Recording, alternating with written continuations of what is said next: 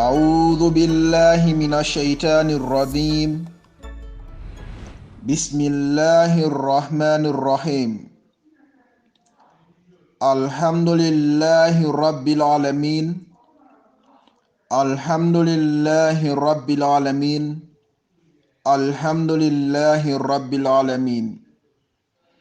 Nga Allah subhanahu wa ta'ala tentu min jarta tentula wa kola benna interim party leader konton na honorable Fabakar Kekendo Tombonjat anala do kunyol mume be APRC dingol konton na milbe Gambia anin Gambia e bantala banko dinkendolu banko kanunte dingolu mba folal mume ko assalamu alaikum wa rahmatullahi ta'ala wa barakatuhu. Nta Muhammad marone murtana ngin talatalungola nga ala subhanahu wa ta'ala tentu masakalanke dunia naimo mario aning lakira nemo mario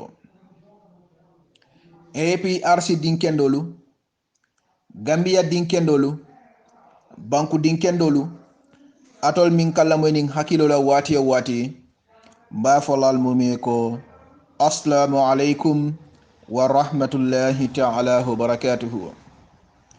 Alhamdulillahi rabbil alamin. Alhamdulillahi rabbil alamin. Alhamdulillahi rabbil alamin.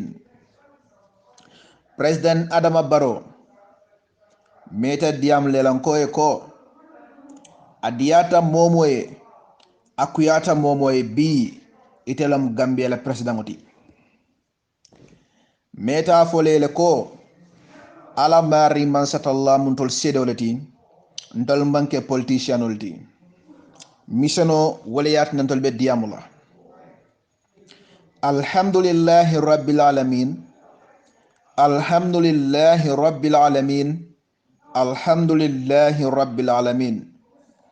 Nga ala mari man satalla tentu Adama Barrow ite yalo ne ko tonya APRC manke jawolti anyin diam lal manke e jawoti e kamin fo e manyana slack la e manyana sino la e nyada ka ko kiskis le.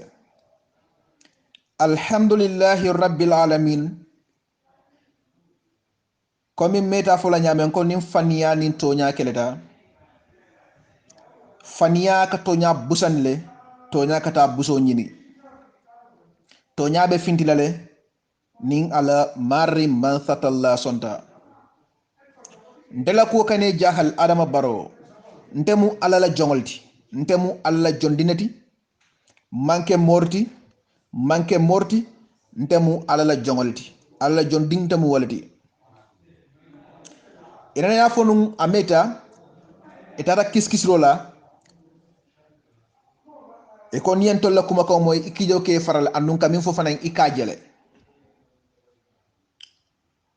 o tontol ba fole kon tol man tarya kamo kijo farandi ntol manna kamo silandi na kuma kan kafo wallahi ala mari man satalla ben konti bolale yomal qiyam lolu ngola APRC din tarraje president jamati tarraje murtaraje ndam malbe kilne be tarna kaburdi go kono ala mari man satalla ben konti bolale yomal qiyam lolu ngola ntol nga fuelen ko itanya abe jawyalale abe sangarla ede president Adama Barrow APRC la number one enemy itala mu woti nimol belola UDP le babil masala fangol wa fenkela waf nyini na waf itala commander in chief itala lota eko fon fenka tama Gambia banko ko yalone o do fa me kumba sini sama ningi ni karobi kete Adama Barrow be te nyini kala mulana BTRRC ika fongo bela president Jammeh Kang commission of inquiry ka bela president Jammeh Kang. What goes around comes around. Itanya be jawyala abe sangarla alala wato la sida tonya fel abe findikang nadiate aksonta nadiate kana aksonta ngafo na audio ko nung ametanko momo lafta ketela masakunda kuleta nin kidole la imaril se baramanole walla banko bula woke fureti wokola miliyake ibebe kala fureleti meda nyi furele kaben 2018 ngafo na audio kono dum amedan ko ani ayatara APRC lom ila fakana ni symbole la bil alabe bolé kotole alakada president jamelom wala ala mollom iko ikanani symbole pour que de bondi president jamé si nko abe fellale ngafo na audio kono le wate wat nin kadiyam hakkili malle mobe tentol kanuno la de mobe tentol kanuno la woto mba fole ko ele man sakunda adam baro akoros adiyata momo e bi akuyata momo e bi etalam gambia la president ngoti itanya be jawyala abe sangarla ndolle nga fonko nin ala subhanahu wa ta'ala sonta man so mi sangoda ay banko da carte manda fayla gambia banko kan banko iba sendi lale wati jama komando ika parele ka babel masa kuma ka banko sendama mil malaf bank mil mam banko kanu e malaf banko la kayro ka fe kana sendala ibe ku jol kala nindumala ibe tajiriyal kala bi ila fa pour gambe dingol be kodi la ika fo ko gambianol be nomale gambianol mantre noma adama baro gambianol mantre noma be yindi amodo la ngadi amodo fana moyi yalon hada madingo al ngala nyina ko lumbina la mbebe jila kabur dinko kon alabe be konti bolale alkiyama lolu ngola ntalam ban jumalam bang dolbe diamula iko fontol mu ena eleti ban fontol lam tol fontol nyanda ka fako mole la faka boy banko kan ha kabri UDP be kabri APRC marola UDP inama findi ka president jamme ko mole la faka na boy banko kan iko 24 coup d'état yola atem president jamme kan ani UDP kilina na mallo ka president jamme ko ila fan coup d'état la banko kan yalon gambianol nalbe mo attaque la yemo ko nyawnya ni ba attaque la loku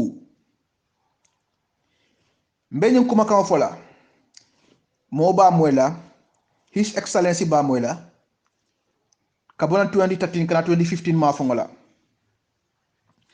gambia dingol dolbe diaspora dolbe senegal ikol idamal ketanyo kan pour kana ka babil mansala masakunda tajiriya boy kan jumale o kulul wanyar amari mantara APRC amam babil masakanu woddi min dale be senegalel kono mi ya fo abota UDP le ndato fola de bar nañi audio moy abal nako ngami fay to nyalon 2013 kana 2015 kan o wato la president jamme nimi ya koros 2013 2014 natara kanila abota balin kulul do jumale o information o tandi ka tandi president jamme la fo mari bota APRC le oto ni mobe be diamale ko mo fola alon ko be min fola efide no tare bulu ntol be ngajele kabrin tati december keta gambia banko kan political party be ya condemle milbe kurita ko no fele muto na gambia banko red carpet yole fene munad na metro sa UDP la ko tege o any other political party milio mol mutake welcome ka ji gambia banko kan itole ba ko koma nalbe lola albe mol attaque la hey ntolla diamo niaje mol ke la moy tolla ndalma mo forcer pour mol la moy ndalma fa mole ko almul la moy diakuya hasidiya wote bayla konanteate bayla anin kila sallallahu alayhi wa sallam ya kelele rasulu sallallahu alayhi wa sallam kalula kumofo abana fanyoli ikalo ka kele ika fay min foton tonyata koma fontale fishata kila sallallahu alayhi wa sallam fontale fishata kila sallallahu alayhi wa sallam ti bang odon badi gambia dingol ngami faaliye to nyaabe fintila asime nyaawonya insha Allah rabbi to nyaabe fintila President Barrow a kote male kontol me kon nintol diam de kijo kane fara iko ni nga fen fo ite nya ka jele asime nyaaw nya ka jele sa entol nga kumo foyle nalta kiskis la atutal bulu nalia kiskis atal bulu ila o sirango wallahi kalti alala kudeta te bondi la jede nimming ya atem na marik soksita alonko ateko ako kola be kala fureleti mo long Gambia National Army starting from the CDS up to the last person of Gambia National Army ngafo na audio kono nung ameta kabri kli kontena mutanung poroto ngamol fo elen ko niya kiskis betarra kono le e kulo njele atara findida itol ka findina killing alma investigate ala nya kasala kido nan kana fatoto ya muta alma kiskis aliye day news boda Gambia banko ka amamme bake mo diamte iko ye kibaro so ko molimbe siren Guinea Bissau animule Casamas wala lafta kana ka boy Gambia dingol kan atara tonya darateng ñine ba ko do nakat nako pam i felta i ba fala ko mil soyorol mi finda banko wala nata ka boy Gambia dingol kan atara won teng ala mari man sallallahu na man sino ala subhanahu wa ta'ala na man sino al ngata de insha Allah rabbi man so mi sangoda ay banko da to nyaabe sabati la Gambia banko kanne o man jam fa bake ning ala subhanahu wa ta'ala sonta Adama Barrow ita nyaabe jawi ala abe sangaralla wote bayla muk niaja nyimol ta kunole la ini kafuta ila fake kele bi da kunole la kunum itole lote be difen bi ni bote koto bi ikalo ko yete ko ila faka boytel koto ala mari man satala fonde sonna wala ala subhanahu wa ta'ala sonna wala niaje bi mbani toro ko itole asabu coalition government parti da bije bi ni aje ñu toro belane Gambia dingol kan ibelom ye sambale alon ko san kasaro kedale ibeye bulo bondi koto ala mari man sallallahu alaihi man sino ala subhanahu wa ta'ala na man sino ñin toro be to le ale kande ye sambale fo ñaatu yalon ko sai tiñaro kedale kasaro kedale ibela fakke da bonda kono isol bena de ke da bondi je e ke da bondi je ke da fo fen ibe ke bulo chori tella ke wude ya fele ya sign banko kan jumale ya sign may Ahmad Fati Ousseynou Dabo wala ñi sign ite ya endorse bar bi mo be ke bulo chorite Adama Barrow la mo be ke bulo chorite Adama Barrow la bari insha Allah rabbi ni ala sonda to nyaabe sabati la Gambia banko kane wolu mo man jam fa bake insha Allah rabbi ala mari man satalla man sabaya ko to badi Gambia dingol meta ka diamal yele ngale ko Gambia banko kan kasaro be kala banko kan de sama fele astata nan tel killing sama bu sura fulandang kera ko dege mu nek da banko kan tiñaro ni kasaro be ke kam banko kan fo aliyamira ngi mu ken sangoldi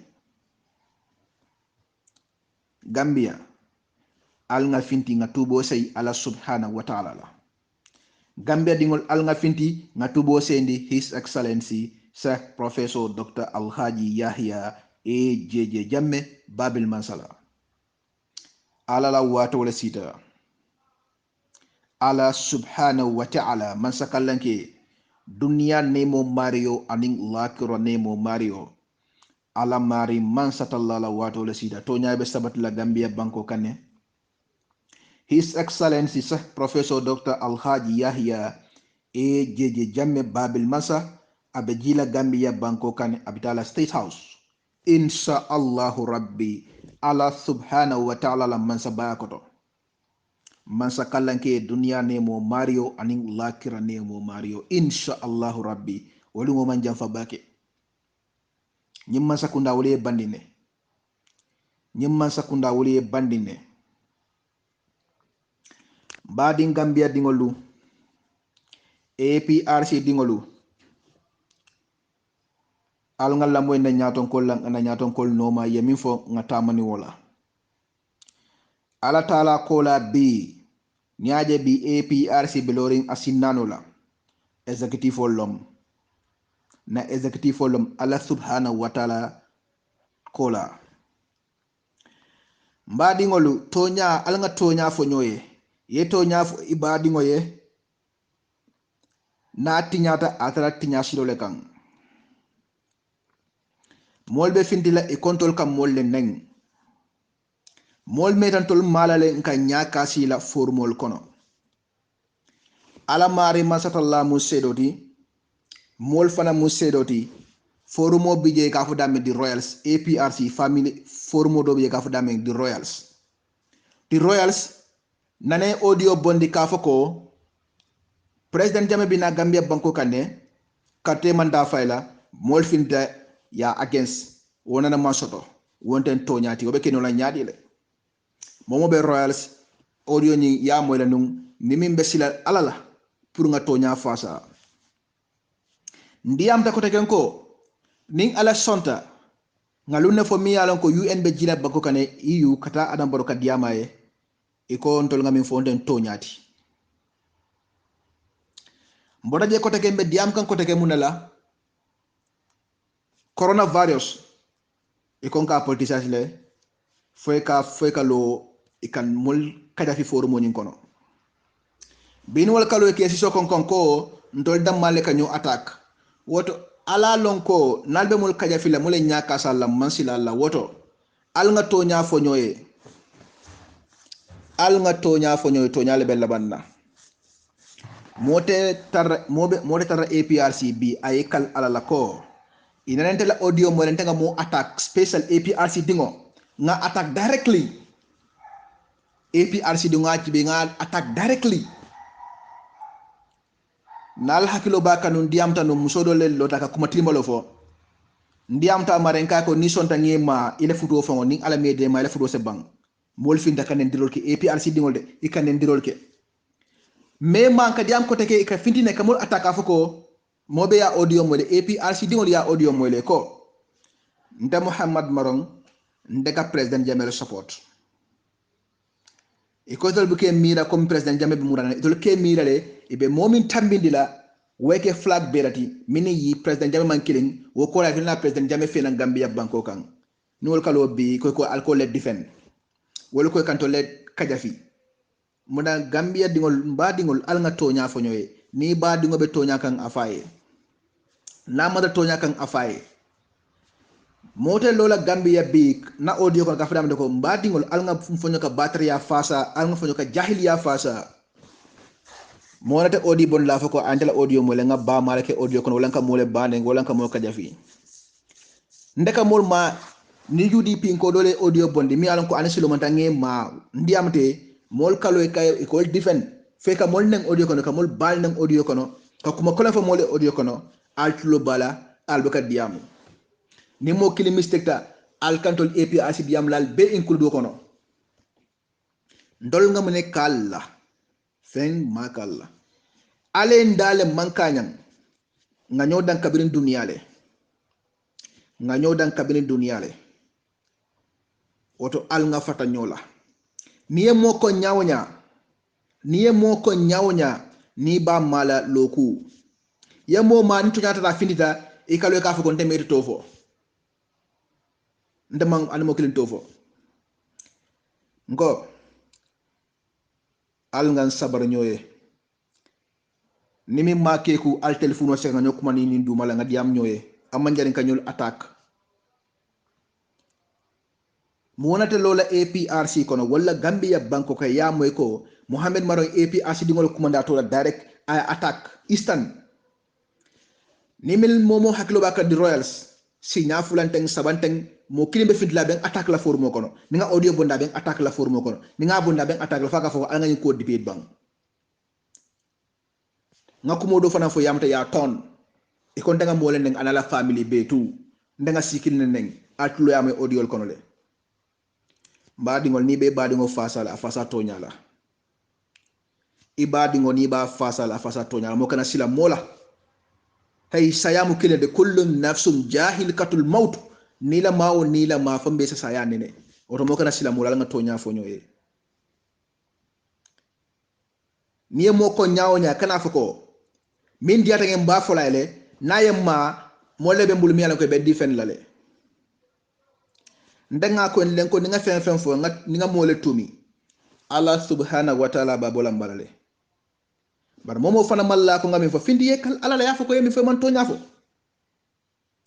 fo ke siso konkon kalo ka fo ko ha e UDP kanana mallo ka fo president jame ko molle la kana ka banko kasara 2013 2014 na sotale amari be kono la affinita e to nyafo ko molle la kana tajiri ala banko kan afole ndamari to fola abata UDP le amam president jamme amam APRC like amam babil masa like ba alla ko no kasaro ke da gambe dingol no tula jele dal mam mellong al nyini karoke al nga fata nyola ngal dan al ni kilay APRC manyo bandi long ndafo nga mon tulole de wallahi billahi nga mon tulole ko Muhammad Maron ñin le ka diamu mol kila mo ñin la anu ñil bu ka fa mo le ko alta ID card ñini ndol min ka fa ko alta ID card ñini ñil bu ko sonke la mon tolla ndol ma mo forcer pour la mon tolla nga faali le signa jelum badat ngale kontol natol la misono man kelin ndol natol la misono man kelin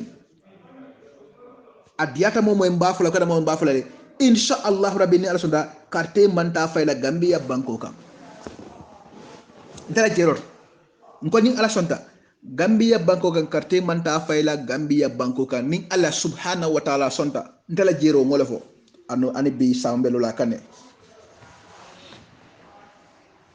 ni minala maje o keta banko min kan abe follo Gambia la ni Allah subhanahu wa ta'ala sonta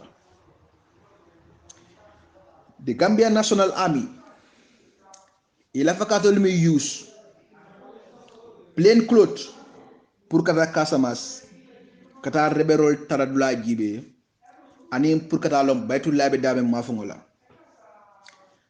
nga fale no 2018 nal hakilo bakan kale ko sojar wo sojar ilati le sojar yala ibeduna Casamas iko kata reberol jibe dabe mafungola imale se fure kes fure ismale se kasan kesan yaldi le musola yal ala kabur dingo financing ni dunta kendo de findila nang kabin 2018 meta folaliye momo la tele sojar yala trayedum Senegal sojarol bi jeli e molki pour kata reberol no watul gambe de batul le kila alkana bay alta aldum Casamance kono alko ata reberol taradula le jibe nal kendo findita nde Muhammad maro dolomba minna wallahi dolomba minna natol kendo findita ularo nde Muhammad marong mbe dolomba minna al nga fata nyola ala indale mankilling hay sayamu kilinati ala mari man satalla ko kullum nafsum jahilqatul maut ni la ma wondi la ma fambe sa sayanene Gambia banko alma kairo sabati la Gambia banko kan APRC dingol meta flale kale ko habele fighter APRC kono tame tenten dolbe kirin alisa ndam bande tenten diro nying nko ka bona intri party de opio di last pass nda kundi ngontem mo la bangoti tamele fighter APRC tenten diro lom ni mi nyaay kuloje akana mo tereng akana mo kijo fara ni mo ko mbota APRC ngada party doleto akana mo kijo fara tamelom kendo ni kurungol be bolo ñokono le insha Allah rabbi the executive members of the APRC bi amol siatale molbe ko mo be foka mol male ngalla ko mol mole alko mole en sabari ane sa ndol bakan ibe mol attack la de mo kelni ni mo nañola ikam mobe include nte batak mo be sare ni Gambia banko le kan ntama bonam banka bantal banko ngana Gambia gamelo len kuldi nga wele oto momo yalon ko ibe mol attack la loku al nga fata nyola APRC political party manyo bando long manyo kelo long si man fi sa di banko kan ala le siol be da ambe jindi Gambia banko kan al nga fata ka nyo bayndi ni de ka dia mol bu gete la moy ala la long munat no keta ni ndol ka findi ka dia mol ka mol la moy ala la ya long munat na wake o madna nga nyo kele nga nyo bayndi nga faale tol nal la missionol man killing albe mol terindirla ne mol start to nya findita al kalo ka fako man oy ma sa tour man oy ma kertu tour ken mal luma wax li la wax man oy ma tur ken ma luma wa lola wa ken du gena mu wa man tur kilaw oy so fekkee ne ñoo release audio ma wa tur keneen mu attaque ko nga ne loolu fen la après so fekkee ne dega dafa génna nga stade wa man oy ma tur ken man Gambie la judo suma baay Gambie la judo suma papa Gambie la judo bu leen nangu ñu wax billahi duma waati si yàlla gaa ñu ne ma bàyyi naa ko lu ma bëgg a waaj ñun bàyyi leen ñun man suma yaay Gambie la jur suma papa Gambie la jur man tamit Gambie foofu laa jur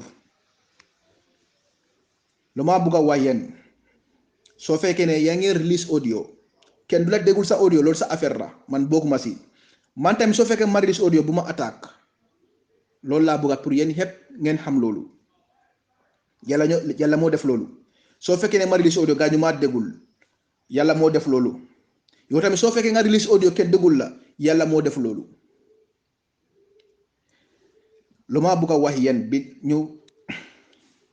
ñu moytu bu baax a baax lu ma bëgg a ñun APRC militants ñu moytu bu baax a baax kenn du taxawa APRC mu ekkati loo xam si kaw mu ne dégg naa audio Mohamed Maro mu ngi attaque kenn for exemple Mohamed Maro mu ngi attaque Baytullahi Mohamed Maro mu ngi attaque Jammeh Jilanko Mohamed Maro mu ngi attaque BMC Mohamed Maro mu ngi attaque Kemo Kasama Mohamed Maro mu ngi attaque Babanding Tall kenn du mu release audio mu ne man dégg naa audio Mohamed Maro mu ngi attaque gaay da ngeen dégg si forum gaay ñu ma attaque ñu ma saga ñu ma def lu ne kenn du wax dara yàlla baax na insha allah fi sobi yàlla dëgg dina génne su génnee ñu seet léegi seen time waaw loo time bi nii léegi mun ngeen wax dara loo leen bugg a wax soo leen bugg a nga saaga ñun soo leen bugg a nga wax dara dëgg su génnee insha allah rabbi ñun tamit suñ toog dina ñëw ñun duñ saaga kenn du wax kenn lu bon yàlla moo war a atte ñun insha allah et puis su lu ñu am loolu mooy one heart one love ñun APRC lu la ñu xam jërëm naa leen sant naa leen maa la wayen Gambian assalamu alaikum wa rahmatullahi taala wa barakatuh ke ya tabe bari maji wo nafika ko nata laba nyamen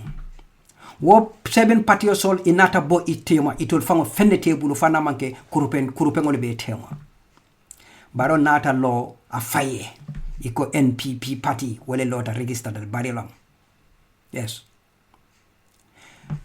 Sani NPP, NRP, whatever they name them, their parties, PWS and whatever, UDP, whatever, they are not together. They are no more together. And bitterness is within them. Ibe jemule to me alonko is very hard.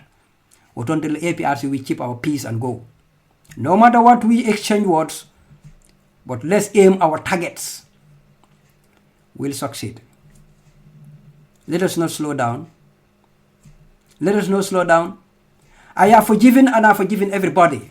Whoever talks anything behind me, Brahma has no other mind with you. And I ask Allah for subhanahu wa ta'ala to forgive everybody. And within ourselves, APRC, whatever it is, I ask Allah subhanahu wa ta'ala to forgive every one of us. You said it knowingly or unknowingly, somebody heard of it, somebody don't heard of it. Let's try one another and forgive and go. Yom al-Qiyamah is very tough. This dunya is tough. Everybody is saying dunya man dia.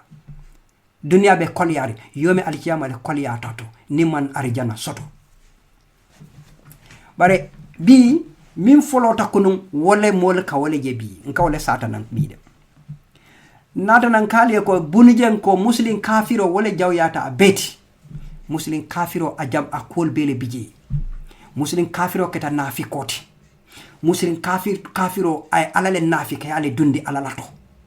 Aka ala kumandile aka ala be pare aka ala neng wala muslim kafirolti minko homosexuality today in the Gambia anyanta lola le wala freedom of movement and freedom of everybody without knowing ndol kabirin fango Britishol man na pour kantol colonize wo keta ndoli haramo te kajeko wo man sotale fan kabirin nyindi colonial master soil jandi kana African soil they don't find this openly like that hana sotala ama open andu mobu kawke ye independent di intolla kabira bota kabiri woto befbi namana wo promoter wo fango dindindol fango malo mimu homosexuality intolla jaman wato fango because mole boka o commandi barbi aketala hani denano ya lonka ko yara fo homosexual o sotale an muslimin ka futu chenin ka futu yara fa sototale jimale o sabu Allah so-called Gambia has decided but ala balibulu what I'm saying here will be definitely be enlightened to everybody in hereafter. Yomi akir.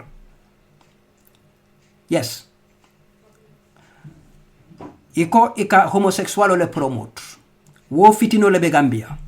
Alimamol atol jikita alimamol minna. Wol mu kodi tiyol leti. Wol katitar kodole la. Bari kodo hadama dingo mimu setani moti wole kodo nyin do dunia kono wo kodo ini wote tala yome alkiyama also long alla dunia baro ini wole kata yome alkiyama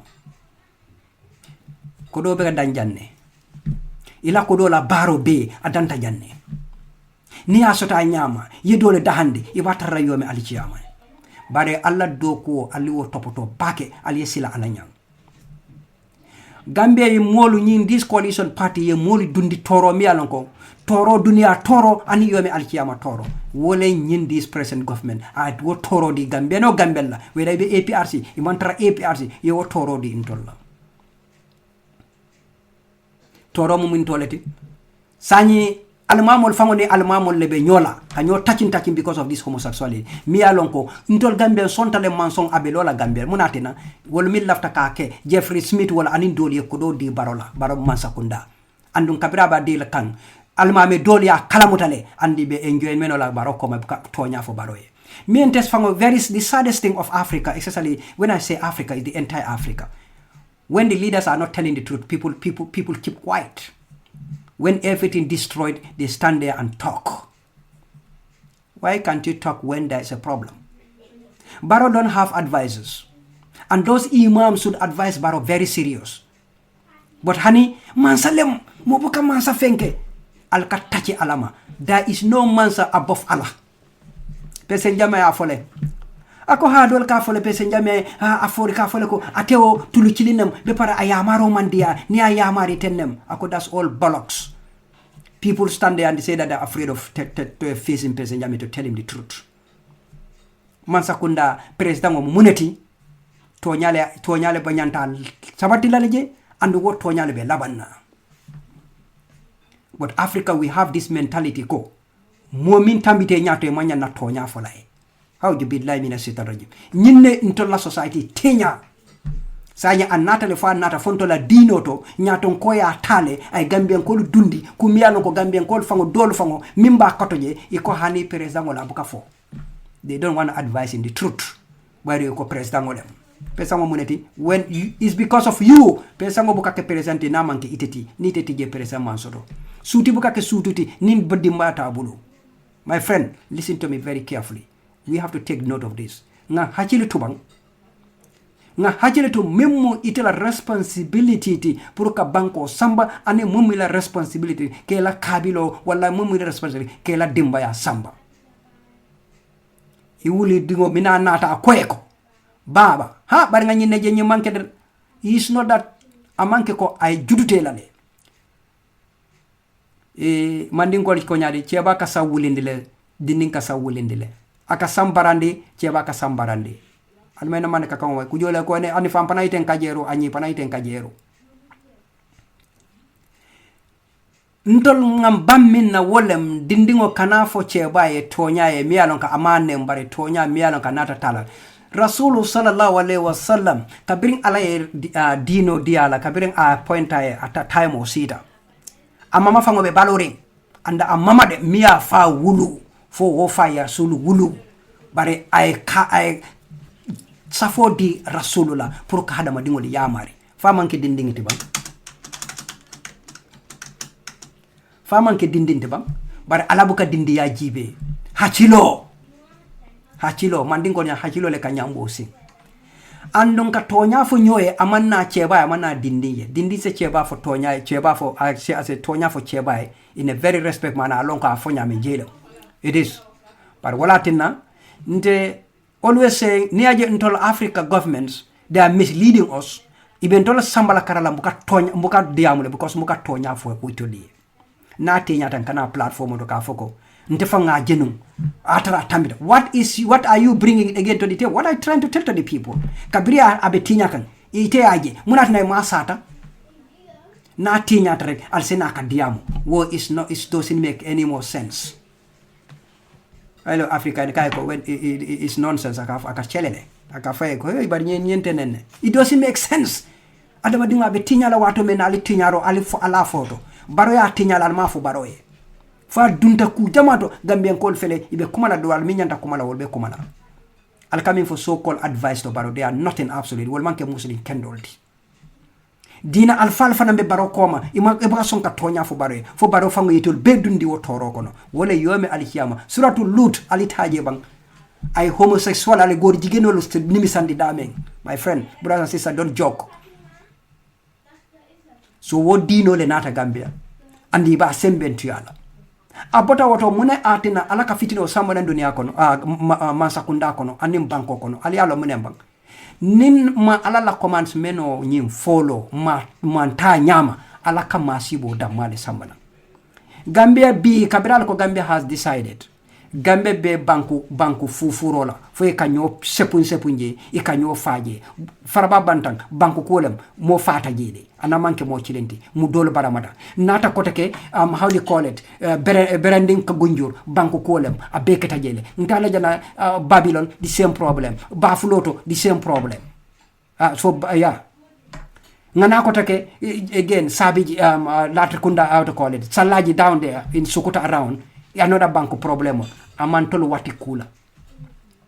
It's not a good sign for the Masakunda Nyembesiri nimbara fango ya long abalona loko marata bulo banko marata bulo abe mumunati jahiliya membe tama kan Gambia bankun kan ninko jahiliya manke nandri tabal qur'an ko mo mimma lafi alla commandment yo mu jahilo leti mu kafiro leti because imantraka banko tamanda nyama because Islam dino yewo konne Christian dino yewo konne imatraka ka bamat bi Gambia bebe nyori because of dol fango binka fono they need a change really disappointed of all what is going on today nga tonya fo nyoye nin tonya man lande Gambia la politiko tetala nyato bar bi nga je ko chebal mi nyanta na la ka tonya fo baroe they are not all saying about baro everything is so quiet o kabang there's nothing everlasting in this dunya only Allah the almighty Allah that is in the dunya in hereafter what the mali everlasting fenkil ku cilimukatu fay bangdrong woto ali ngatantol be platform al funtinang ali tara la Facebook to nga APRC samba nyato campaign sitale sensitization sitale our executives get into the forum the chat group forums you sensitize those young guns the young ones are there ladies and gentlemen they are all inside. We sensitize them. We are ready to sensitize them.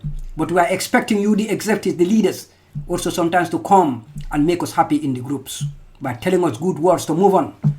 How we should do this, how we should do that. Come up, please. Contributions or whatever. ID cards, who is not getting ID cards, how our countries are coming. Because the most important thing is the next coming election about our budget. Whether financial status is intact or not. You, the executives, knew this. Then try to motivate. If you come into the forum, you motivate the people. Ikajel wo group ka sawar bakele and they pay attention kan atol chebal la moy albe min fo kanje mi alon ko be APRC sambala nyato. We are expecting you guys to come. And also my fellow guys who are in the diaspora whatever and back home, mi alon ko they are very sound and they know the political awareness. Please get into the forums. Ye aliye APRC dinungol sensitize aliye teach bangata time out entolubu we targeting something and we are trying it but inshallah rabbi ne ala sonda mi futala je abe koyla law but it is right time now ndonga futade ka foko 2021 nim futata woto vandal because this year corona le told stop but aman stop it as long as technology ba kerene social forum olu ngana kumol for mi alon ka be APRC sambala nyato. Thank you very much. And then there is no forum. Me import another forum. Nkana competition oken to be mukilingoleti. Ngali Dani APRC. Ngali Dani APRC. ka kumo topo china jana yalla ndi doda wala ni do nin dole problem o soto ja yewo kumo tana yalla ndi dola because of ilata ate fana provo sono keje al nga wobula wo mantol samba nga wo mantol fana ke atina nga chat group tol yele wo mantol sadu sabola de gar wale mantol sabola. We need forward. When two people you see their differences, please office down on the ground.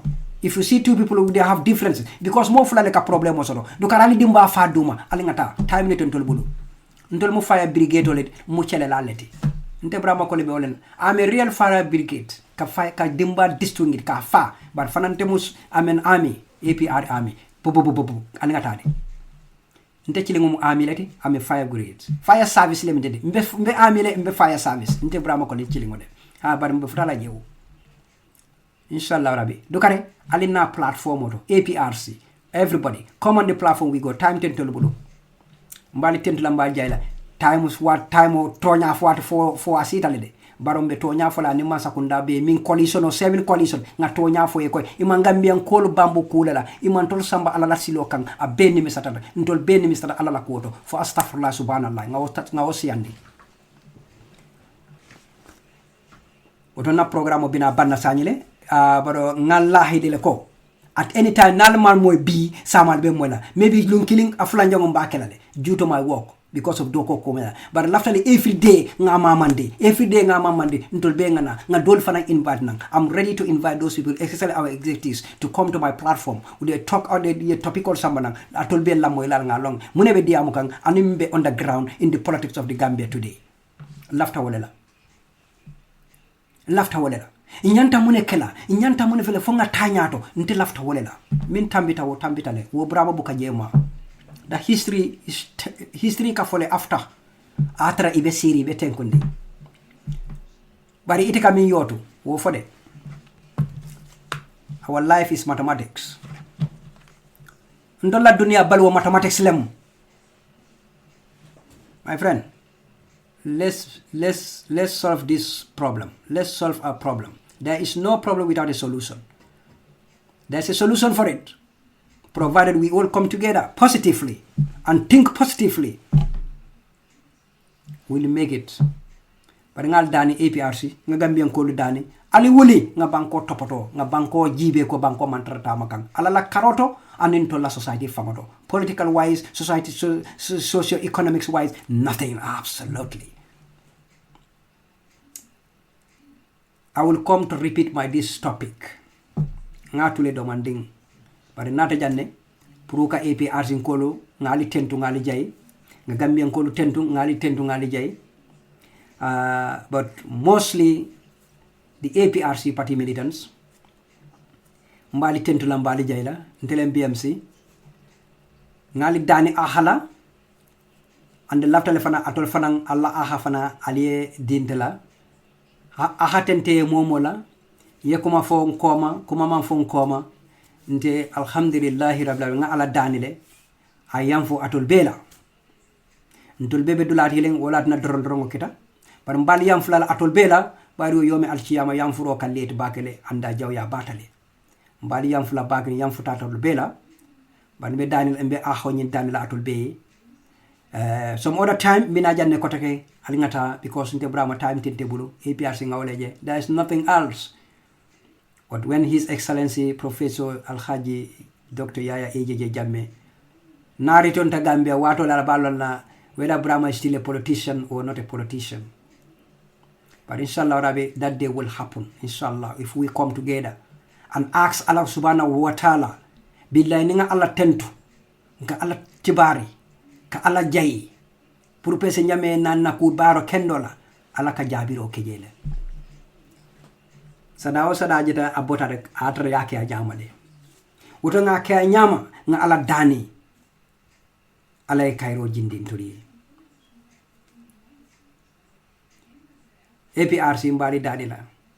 Nga nendiro ninkudo bulah jana. Ala nga ku bete muta pese nyama wole advance turi. Inshallah Rabbi ala bentul mako ilale. Nendiro te ku samala nan tule ngata nyato fo fiti fataro andu be abe alala sababu kolonde alama lafi nendiro la anda kamuneke nasi akakulle nasi ndiato sadaɓe fontela ate bola iɓe ni si tan falale ate bola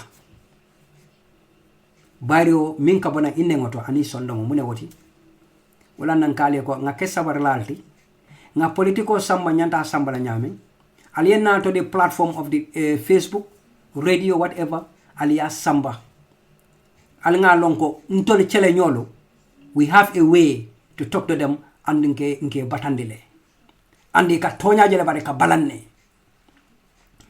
nkali ko adaba dingon hani tonya fa ka balanne the truth is very bitter tonya ka kunum kumunne hani bitter kola is too much tonya le fana kan gana kuninta bitter kola de fa malo adama dingon man lafi wala bare Gambia bi homosexual kole ka fo nte o jele tale ngaji almamol kana nkayo boni je kumol bande muslim kafirol anda be suratul bakara fana ako kafirol kalak ikamin ka fo itol muslimol wala muslim kafirol nili muslimol be nyala ka fo tol muslimol tol muslim cendol le tigre ba ni tata jana kafirol be dame they trying to mock the muslims again and mock the almighty Allah al qur'an ko iman al qur'an iman ala koma de ima tol muslimol fana ko do fakado mu'minol koma de ye fanne koma abe suratul bakara bare wobe abe adama dingol la baluo konole bare ngali tentu ngali jay APRC kolu ani Gambia kanun telo one Gambia one people one nation and APRC one green family ngali tentu ngali jay the youths of APRC come together the youths of APRC come together and we work together we will make it come together and forget and forgive and come together we will make it there is nothing everlasting. Nobody is above anyone. Only the Almighty Allah. No one is perfect. Only the Almighty Allah. My brothers and sisters, let's come on board. Let's come on board and we take APRC to a higher height. Our promise will be coming very soon. Allah is promising us, provided we are together, our togetherness is positive. Allah man na kumol beke kankelenti. Allah man na sondomol beke kankelenti. Allah ma kumol miyalon ka jawya kumol. Allah ma Allah wo falini adama dingol bulu. Kumo miyalon ko Allah malekol man lafala adama dingol man lafala be society tinyala. Allah ma Allah yo falingo adama dingol bulu. Ngali nduwa tatol be esali APRC nduwa tatol ye alama ala kairo di atolla albe bata minna be alama ala kairo di atolla momo be dama alama ala kairo di la ibe fenne ngabe ngabala pour APRC alama APRC la barako sama ya je bangambe la bata be alama APRC yo be dahandi abe ala bulu allahumma amin well I'm not going to stay long. Like I said, maybe tomorrow I'll come up on the board and we have a long way to go. Brahma is ready to hit on. Like I said, I'm on the race. There's nothing that's going to stop me. But let us play the politics in the right way. Let's play politics in the right way. And we gather the guidelines of politics, the guidelines of the Almighty Allah. We will succeed. If we go out of the guidance of the Almighty Allah, no way, we could never succeed. But let Allah guide us, and we follow the guidance of the Almighty Allah. Inshallah, Rabbi will come together. Be patient, APRC. We'll come to the truth. The truth shall ever prevail, no matter what. It's very tough, but there'll be a solution for it. Solution of Satlale. Ngali Jai Ngali Tandu. Ntemal Badi Malim BMC, APRC Diaspora Radio on Facebook. Those of you listening to me on the radio server, thank you very much for your time you have already taken to listen to me on the radio server. And those of you on the Facebook, I thank you very much for your time you have taken to listen to me patiently. No matter maybe any affiliation, whatever it is. Those of you on the radio server, I thank you very much. And you on the Facebook watching me live and direct, I thank you very much. And those might be looking after my program. Well, listen to my audios attentively and with mine. I thank you, everybody. Thank you very much. One Gambia, one people, one love. Aluta continues APRC non-stop until we see the Gambia change. Otherwise, no way. We have to see Gambia change. Thank you very much. Peace and love. Ndua tatul be alama alal taral bulu. Alama alal soni andi. Femfe membe kuto. Alama alaye soni cool be soni andi. APRC la bata be ka bring to 2016. Alale along. Alama alaye wo bata jinden tol bulu. Alama Gambia la bata be since 2016 up to be wo bata be alale wolong. Alama alaye wo bata jindi Gambia nkodi. Allahumma amin. Allahumma amin. Allahumma rabbana atina fid dunya hasanatan wa fil akhirati hasanatan wa qina azaban nar. ربنا سلامنا أنفسنا وإن لم وترحمنا نكوننا من الخاسرين أستغفر الله العظيم الذي لا إله إلا هو الحي القيوم وأتوب إليه أستغفر الله العظيم الذي لا إله إلا هو الحي القيوم وأتوب إليه أستغفر الله العظيم الذي لا إله إلا هو الحي القيوم وأتوب إليه الحمد لله برحمتك يا الرحمن الرحيم سبحانك ربك رب العزة عما يصفون والسلام على المرسلين الحمد لله رب العالمين mbadi Gambian kolo APRC kolo ngal duata dole ndanta jani na programo, but I'm coming next maybe tomorrow or after tomorrow. I'll be with you soon, but I'll be listening to those people also on the Facebook. I'll kana yom fandi I'll try Facebook, I'll try radio to time amantran tolbulu. Please come out, time is not there. Those on the Facebook, I'll be listening to you, going on your Facebook pages, just bomb it up. Thank you very much. Peace and love. Until mal badi malam BMC for later on some other time. Nganyomo kaireto. Adios. Bye bye. Thank you very much. Allah barakabake. So anyway, nga radio film conference in close. Assalamu alaikum. Let's talk about politics. Well, science. Senator Omar Baro Kankang. Alhamdulillah Rabbil Alamin. Kwaya aya fonya men abeole nyama woto suluna fanson kude nenko suluna fanson kude wo munyindi ko sana njai nsana uma tonya yakata baba bake fana yakata bake fana yakata groupe nyin ye teo sitayle fana kende ka manke domandinti fana bari umor la satar nyaato nge nka la moy nyame wolom nyinti ko anyin tembo alfulolum admitati no groupe kono so atela telephone problème o kamalate kanata groupe kanata tema nin ayatar no akanata te fana manon pour comme atebe akanata te mo nyame tumando abe na kela no kole a balati pour ate groupe nyin sotono so wo nyolu kamala alhamdulillah nge jayla ke tentu ila o kata ku nyimala Omar fana ala muruo nan wa tabarakallah akondano warta baake asewo warta nga konton nga fa hansa mbe janne komi kuolle nata siano kabirin sunkaro mbot mdunda sunkaro kono politiko man jijano baake sunkaro kamala narabo sunkaro kono hansa mbe nyin covid-19 min fana kono sa nga kuolum ben keno komi anyanta nyamen but alhamdulillah rabbil alamin groupe be tamakan smoothly so ño faamo bije bari adama yalon adama ate toñindir lalom so biraman toñindiro soto drong amang toñindir lang soto drong abe siri na abe toñindir la ñinin la de wala na sana yibe adama min kumandi kante nga abe atulo beral bara ma UDP toñindir lan soto wala na sa abe sirin bunko na abe derin tek abe lamoro la aka lamoro ke lam so Abbas Bangura nga konton bake bari Abbas mfamate kan moy la de tonya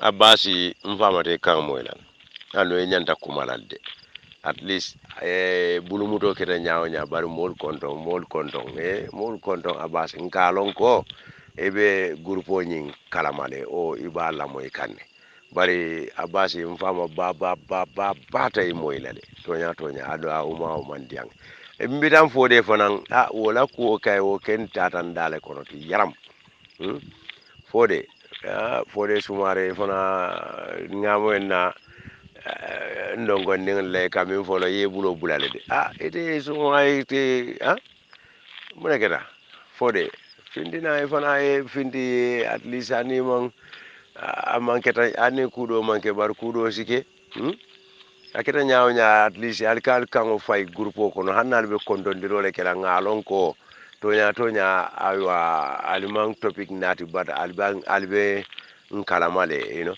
bar nem be sabata be sita koma sanan jay tonya la de alfindi banku do golom yalla nyum fana banku do kolti alna ali wuri nga banko do kadu jio banko nyimbe da men sa tanya ni ngamera de basi se fango sai basi se sa buka hanyi kumala haji maji haji kamara sai ndanga mara haji wate ate ada bu kul fon le kono ferem hakela ndambu ka moy bar basi se sa fana malon le muneke dala de dole akuru fe nyanyi to de bar sai dadi mi nyindi mi yamu de la buka kumade picol de video akawolu juru manan ne groupe wonyin kono faaje tepu bara fango buka hanyi kumala hanim nabe groupe do fanan kono am Gambia bima atele mo ate ba sise kilingolom karamo ka neto mi akaje fande video ni picol de la baraba ka kumade abe dere na mala mo neketa fo la president Barrow silang amere fangol jigila tete la president la sai e mamme mira e wala tari la president wala na sai tenkunta NPP ngol okay ala baraka am fana findi la ka kondondiro ke ka jairo ke ka tendiro ke assalamu alaikum warahmatullahi taala wabarakatuh